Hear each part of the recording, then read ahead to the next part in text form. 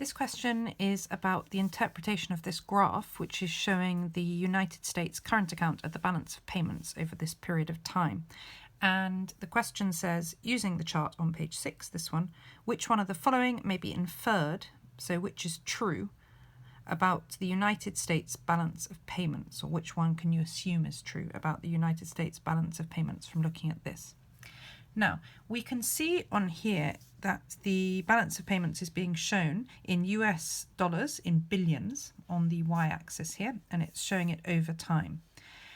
What's really noticeable, and that's what the question is about, is the fact that if you look on the y-axis here, this says 0. All of these figures are negative figures all the way down the left-hand side. So the current account of the balance of payments is negative.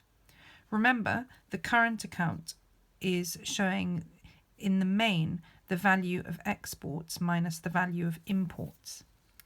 So the value of exports minus the value of imports.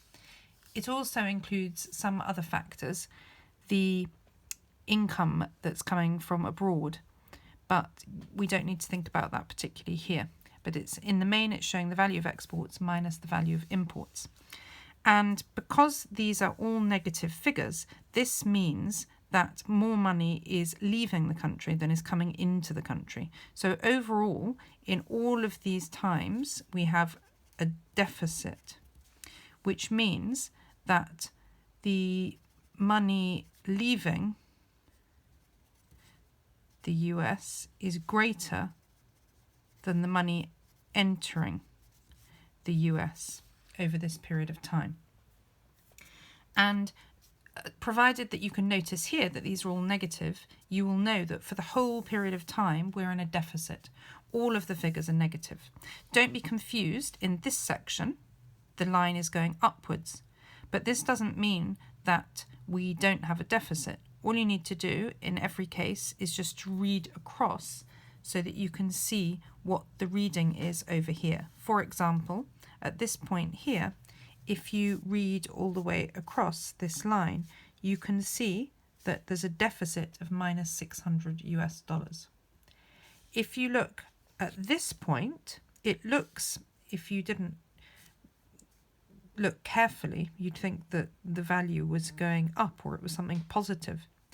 Actually, we still have, at this point in time, if you want to know what the current account of the balance of payments is, again, you just read across on the graph along this dotted line, and you see that it's minus 400, so it's still negative. So for the whole period, it's always below 0, every single reading that you might make. That then helps us to easily be able to answer the question underneath. And I recommend that you look at the chart before you look at the answers, because they'll be trying to confuse you with the answers. So then we can go through these statements here. We're trying to find out the thing which is true. The first one, the current account deficit decreased between 2001 and 2006. If we find 2001 on here, it's here, and 2006 is here. Now, here they're trying to confuse you because they've said the deficit decreased. That means there was less of a negative number. But actually you can see that the negative number is greater, because here it's minus 400, but here it's minus 800. It's even further below 0, so it's even more negative. So in fact, the current account deficit actually increased between 2001 and 2006. Therefore, that's wrong. The next one, the current account surplus. We immediately know that this is wrong because there is no current account surplus. As we've established, it's always below 0, therefore it's always a deficit. C, there was a current account deficit for the entire period shown. This, it looks as if it's the right answer. It's always negative, and therefore there is always a current account deficit. But you need to check the last one just to be sure. This says there was a current account surplus. No, we can stop there because we know that there hasn't been a current account surplus, and therefore we know that C is the right answer.